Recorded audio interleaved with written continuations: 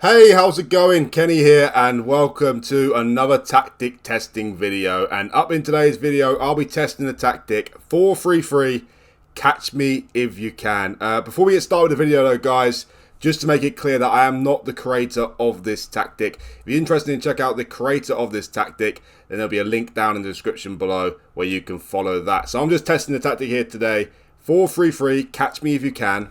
As the name suggests, it's just a standard 4-3-3 formation. Very similar to other styles of formation I've seen, other styles of tactics I've seen, shall I say. You've got a sweeper keeper in there on defend, two ball-playing defenders on defend as well, two wing-backs on support. In midfield, you've got a defensive midfielder on support, two centre midfielders, one on support, one on attack, two inside forwards on support, and an advanced forward, of course. The mentality is positive as well, and in possession, it's a lot of the similar instructions we see. Fairly narrow though, is a bit of a strange one. You've got play out of defence, shorter passing, slightly higher tempo as well, work ball into box. In transitions, a little bit different to what I usually see. Because usually I see counter press, counter, roll it out and distribute to centre backs. No, sorry, roll it out and distribute quickly. On this one, you've got counter press and counter, but also you've got distribute to centre backs and full backs. No distribute quickly or roll it out in there either. And out of possession, we've got a high press, standard defensive line and trigger press much more often. So similar to the last video I did, if you watched my last tactic testing video, you all know that I tested this tactic with every single Premier League club. I've done exactly the same thing for this tactic as well. A little bit different though the video. I picked out, in my opinion, the teams who had the three most successful seasons with this tactic. Also, to look at the other end of the spectrum, I decided to include the team who I thought had the worst success with this tactic. So without further ado, let's get started then. Let's check out the team who I think had the third best season.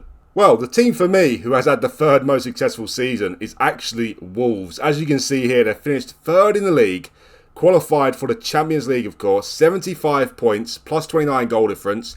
In the Cups they didn't do much, knocked down the 5th round by Leicester in the FA Cup, and knocked down the 4th round by Middlesbrough in the Carabao Cup. But in terms of their league positioning, absolutely brilliant from Wolves. Of course, Wolves in real life, for a long time, they were in a relegation battle. They broke away towards the end, the last 10 games or so, but they've had a much better season here than they did in real life. Third in the league, Champions League football. I'm not sure if that's the first time Wolves have played in the Champions League. Obviously, this isn't real life. This is FootballManager, of course. But I'm not sure they played in Champions League in real life before. I know they've won the league title before. Whether that was before the Champions League was invented or not, I'm not entirely sure. So third in the league for Wolves, pretty incredible. Raul Jimenez with 22 goals in the league as well. That's pretty sensational.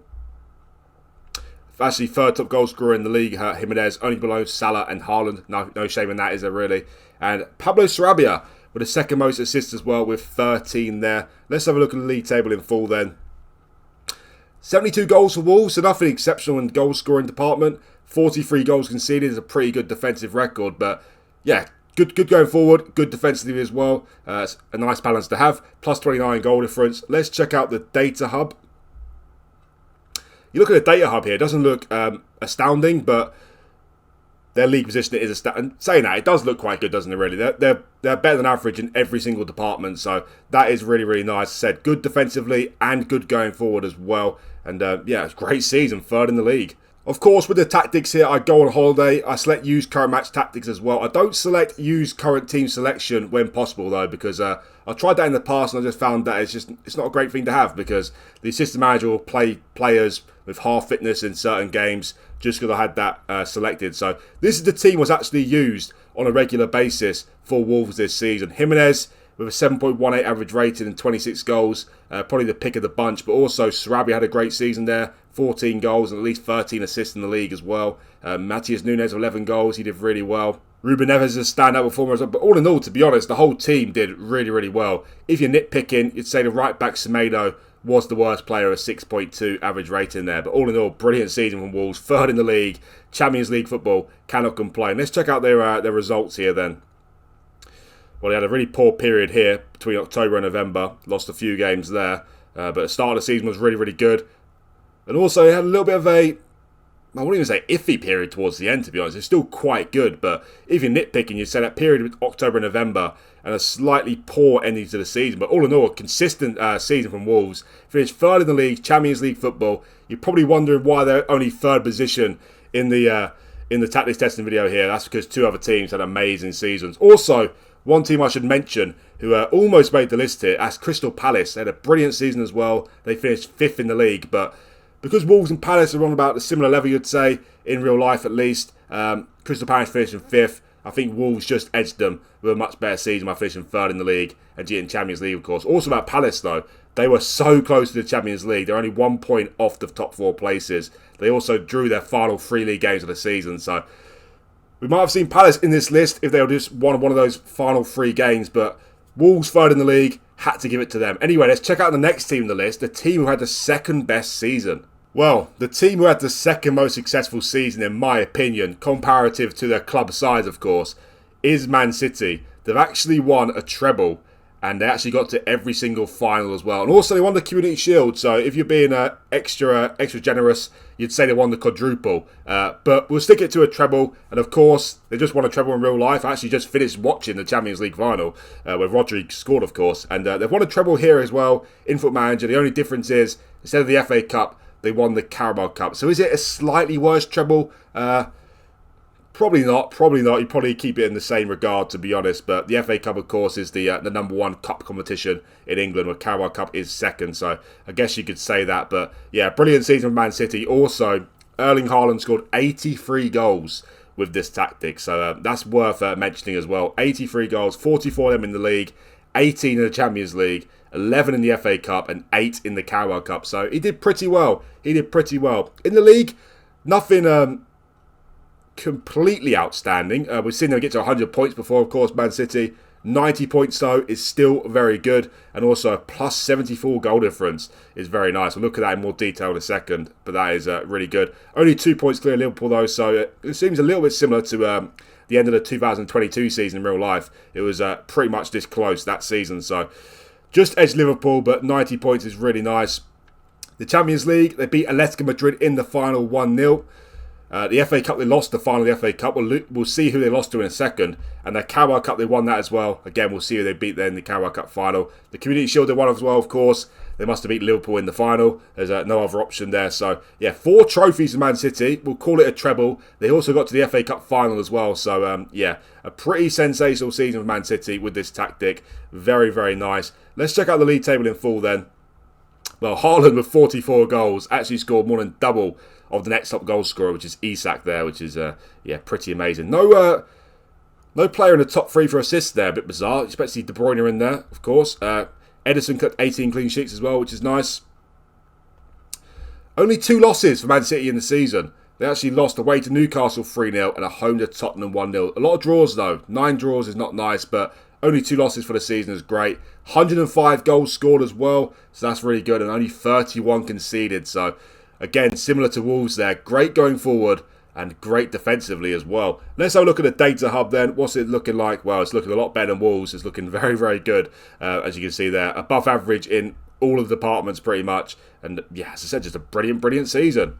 Well, as you can imagine, there's lots of games played for Man City throughout the season, so lots of players featured on a regular basis. But in terms of the team they used for most of the season, this is it. And obviously, the one who stands out the most is Erling Haaland. As you can see there, 83 goals. That's just, wow. Absolutely ridiculous, isn't it? Absolutely ridiculous. I'm not sure what the record is. I'm pretty sure it was either Messi or Ronaldo. I'm pretty sure it's Messi. I may be wrong, but I'm pretty sure he's in the 70 goal mark. No one's cracked the 80 goal mark, not in the modern era at least. So Haaland with 83 goals there. Yeah, it's pretty sensational. I've seen him do one better though. I saw him score 84 goals with one tactic, but 83, it's not much worse, is it really? 8.01 average rating for him. I think it's safe to say he's by far the best player of the season. No one else comes close to his average rating. Kevin De Bruyne though is 7.29. He got 17 goals. I do wonder how many assists he got. Only 13 assists for De Bruyne though. 42 games, 30 goal involvements. Can't complain. But 13 assists, a little bit on the low side, I'd say. Other players had great seasons, such as Kyle Walker. Also Gundogan with 7.09 there. Bernardo Silva, Phil Foden as well. As you can see from the bench here, lots of players featured as well. Alvarez with 18 goals. Mahrez with 12 goals as well. So they've really used their team, and of course their team is sensational. Lots and lots of squad depth, so that definitely does help when it comes to competed in all these fronts. But yeah, in terms of the best player of the season, Erling Haaland has won it by an absolute mile. 83 goals, 8.01 average rating. Pretty scary. Let's check out their results then. Well, if you actually look at their start to the season, it wasn't amazing. But it started off good. They beat Leicester away 5-0, but a couple of draws in there. Away to Palace 0-0, away to Forest 0-0. They also lost home to Tottenham in this period here, and they drew away to West Ham 1-1.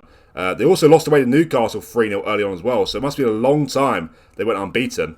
They actually went 27 league games unbeaten after they lost away to Newcastle 3-0, so they had a poor start to the season, but after that it all started to click, as you can see here from all the greens in a row here. Quite crazy.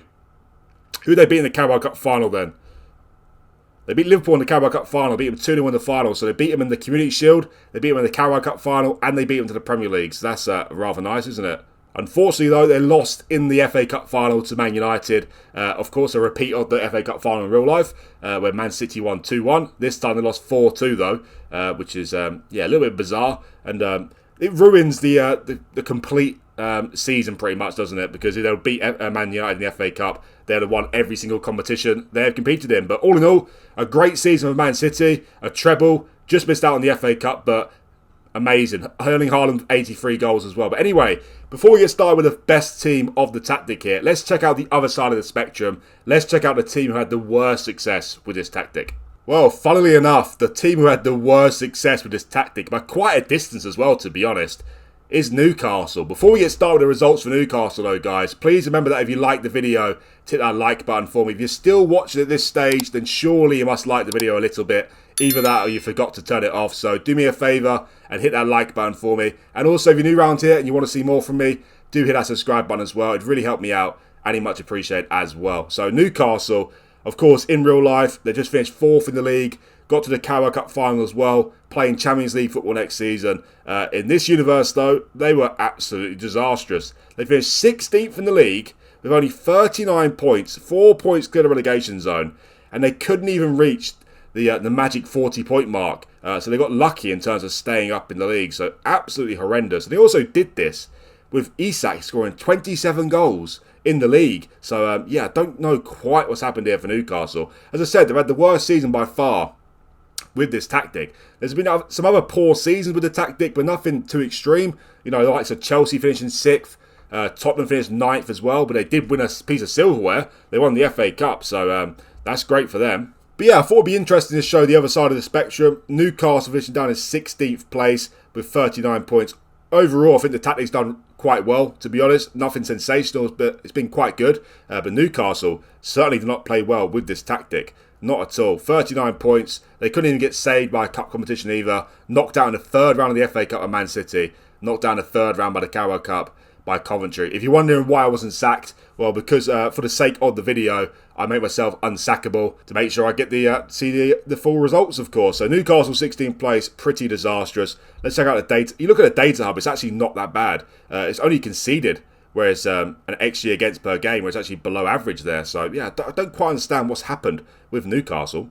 Well, to be honest, they weren't great going forward or great defensively either. 54 goals is, of course, well, it's by far the best in the bottom half there, but you expect them to score more than that. And Isak scored half of those goals. He scored 27 of 54, so the rest of the team seems to be let down the team a lot in terms of goals scored. But defensively, 63 goals conceded. It's obviously too much. So, yeah, very poor from Newcastle and very, very bizarre. Let's have a look at the team then, what failed miserably this season. Well, Isak, similar to Haaland, by far the best player at the club. Only player who got a green rating, apart from Jamal Lewis. But 7.28 for Isak. Other than that, the rest of the team have really let him down, especially defensively. The two centre-backs did quite poor, and also Target, the main left-back, did really poor as well. So that is the weakest team with this tactic. So if you're going to try this tactic out, best not to start off with Newcastle, to be honest. It doesn't seem like it suits them. Although if I did this simulation again, they might finish top of the league. Who knows? But yeah, with this simulation, 16th in the league for Newcastle. Rather poor. But anyway, let's get started then. Let's get started with a team who I think has had the most successful season with this tactic. And that team is West Ham. They finished 3rd, the same as Wolves. The reason why they finished top in terms of my most successful teams in the tactic is because they won the Carabao Cup as well. They won the Carabao Cup and finished 3rd in the Premier League. So unbelievable West Ham, that. Really unbelievable. Unfortunately, They couldn't win the Europa Conference League, which of course they won in real life. They actually got to the final though. We'll see who they lost to in a second. But yeah, they finished third in the league. Champions League football for West Ham. I think they'll take finishing third in the league, getting Champions League football, instead of winning the Europa Conference League. And of course, they won the Carabao Cup, so that's a nice little benefit as well, of course. So they got Champions League football and won a competition. So yeah, what a season for West Ham. What a brilliant season. Funny enough, the top goal scorer for West Ham in the league was Thomas Souček with 17 goals. Scamacca, though, got 17 goals in the Europa Conference League. And he also got 9 goals in the Carabao Cup as well. So I'm expecting him to score quite a lot in the Premier League as well. Overall, he should have quite a lot. But West Ham, third, look at that. They actually had quite a poor end to the season. And you actually look at the graph here. They were top of the league for a long part of the season, and they fell off towards the end. They lost 3 of the last 5 games, so we could be talking about a West Ham double right now. But yeah, can't complain. Third in the league, Champions League football, a European final as well. Of course, they couldn't win it, but they made up for it by winning the Carabao Cup. So yeah, brilliant season from West Ham. Really, really good. Also, one team I forgot to mention as well, who had a great season, that is Liverpool. They also won a double. They won the Champions League and the Carabao Cup. They couldn't win the league though, they came second in the league, but that is why Man City edged them in my opinion. But Liverpool also won the Champions League, so they had a big shout to feature in this video as well. But West Ham, unbelievable from them. Let's check out the league in full here. Well, interesting enough, there's no player in the top 3 for any of the categories here, which is rather interesting. The team reached the top 3 though. They reached the top 3 in the league, of course, but as I said, poor end into the season, losing 3 of the last 5 games. Yeah, that's disappointing. But 73 goals scored is good, very good. But look at them defensively. Only 28 goals conceded all season for West Ham. Unbelievable. I don't know how it's not the best defence in the league, because Man City and Liverpool have both conceded 1 less. But West Ham with 28 goals conceded is, yes, absolutely brilliant actually. Really, really good. And they lost 9 games as well. So 28 goals conceded and 9 losses as well. It must have been they kept a lot of clean sheets. So unbelievable for West Ham. Let's check out the data hub. Yeah, looking very good in the data hub here. Very, very good. Above average in the goals scored. Above average in every single department. So what can I say? I've run out of superlatives for West Ham. I want to see the results. Before I check out that though, let's check out the players. Let's check out the best player of the season. This is what they've set up for the season in the team. And the best player of the season has to go to Scamacca. He scored 42 goals in all competitions. How many goals did he get in the league then? Well, he scored 16 goals in the league, so just over 1 in 2, so nothing sensational, but 17 goals in 13 games in the Europa Conference League and 9 goals in 6 games in the Carabao Cup. He's had a blinder of a season, really, really good. Also, Souček got 21 goals in all competitions. Not bad at all. Just great performances all around, to be honest. The weakest player in the first team here is Soufal with only a 6.9 average rating, and of course, that is not too bad. Paquetá did really well as well. Jared Bowen, Ben Rama as well, even Fornals, 12 goals there for him. Declan Rice, he got a 6.98 just sitting there in front of the fence. So yeah, brilliant season for West Ham. They seem like they really, really like this tactic, and it works an absolute treat for them. Let's check out the results here then, because they look like they had a fantastic start and middle, pretty much until the final 5 games of the season. They were bossing things, to be honest. Well, they actually didn't lose a single game in the first half of the season. They only lost their first game on the 1st of January. Away to Brighton 2-1, so they had an unbelievable start to the season. Unbelievable. Look at that Carabao Cup final win as well. They beat Tottenham 7-1 in the Carabao Cup final. They must have been absolutely buzzing after that, being a London rival, of course. 7-1 in the final. Well, those Tottenham players, they must have hung their heads in shame. That is rather embarrassing. What a way to win a final that is. Unbelievable. And yeah, this is where it all went a bit pear-shaped for West Ham towards the end of the season. Look at that. In their final 10 games of the season, they actually lost 7 of them. They lost 7 of the final 10 games. So just a little bit better of an end to the season. We talk about West Ham finishing top of the league, winning the league title. So yeah, that's disappointing. Really poor end to the season. No draws to talk of, just losses and wins. In terms of the Europa Conference League as well, very interesting. They actually lost in the final to Fiorentina, the team they beat in real life. 2-1, I think it was. Was it 2-1? I watched the final, so I should know. Yeah, it was 2-1. Jared Bowen got the winner, of course. In this virtual universe, though, they lost 1-0 to Fiorentina. And funnily enough, they actually beat AZ Alkmaar in the semi-final as well. They beat them over 2 legs, 4-3. So, yeah, a bit of deja vu here. But, yeah, West Ham couldn't win the Europa Conference League, and they had a poor end to the season. But they were so close to actually winning a treble. So, as a realistic target in the start of April, you'd say. A very, very realistic target to win the league, the Europa Conference League and the Carabao Cup. Unfortunately, it was not meant to be, but absolutely sensational nonetheless. Carabao Cup win, Champions League football and a European final. So that is the end of the video, guys. As I said, 3 teams really excelled. Well, actually 5 teams excelled with the tactics. I've got to include Palace and Liverpool in there as well. Only one team really failed miserably with a tactic, and that was Newcastle. No one else really stood out for failing. A couple of teams got relegated. Leeds finished bottom, and Nottingham Forest finished 19th for the league. So Leeds, you might put in that category as well, but saying that, they got relegated in real life. So it's not that completely out of the question, is it? But Newcastle really failed, but 5 teams really did impress. So that's the end of the video, guys. Please remember that if you liked the video, hit that like button for me. As I said, it's really important for the video success. And also, if you're new around here, do hit that subscribe button as well. It really helped me out, and it's much appreciated. Thanks again for watching, and I'll see you for the next one.